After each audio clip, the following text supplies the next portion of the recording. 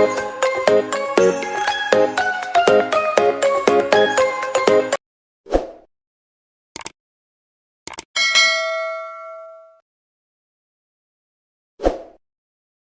today's video, tuturuan ko kayo kung paano kumita ng pera gamit ang bakante nating oras or ating free time. So, ito ay tinatawag na side hustle job. So, ano ba yung side hustle job?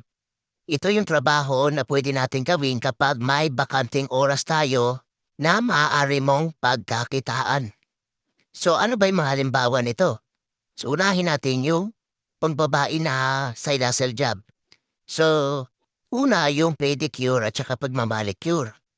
So, susunod yung mag-tutor sa bata. Kung magaling ka sa math or English, pwede kang pagturo.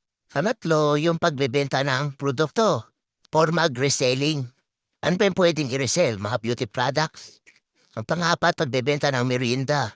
Panglima, mag-home service ng massage. Panganim, pag-reband. Home service din siya. Ang pito, maging host or MC sa mga events. Pangwalo, maging singer sa mga events din. Pwede sa kasal. Pangsyam, ahente ng bahay at lupa. Pangsampo, mag-vlogging sa YouTube. So sa panlalaki naman na side hustle job, una yung pag-haircut, paggugupit. Pangalawa, photographer. Pangatlo, food delivery rider. Pang-apat, pamasada ka ng tricycle. Panglima, fitness instructor or gym instructor. Pang-anim, dance instructor ka or magturo ka ng sayaw. Pang-pito, magturo ka ng martial arts. Taekwondo ba yan or judo? Pang-walo, ang cash driver. Pang-siyam, kung magaling ka sa crypto scalper. Pang-sampo, ahente ng motor o ng mga sasakyan.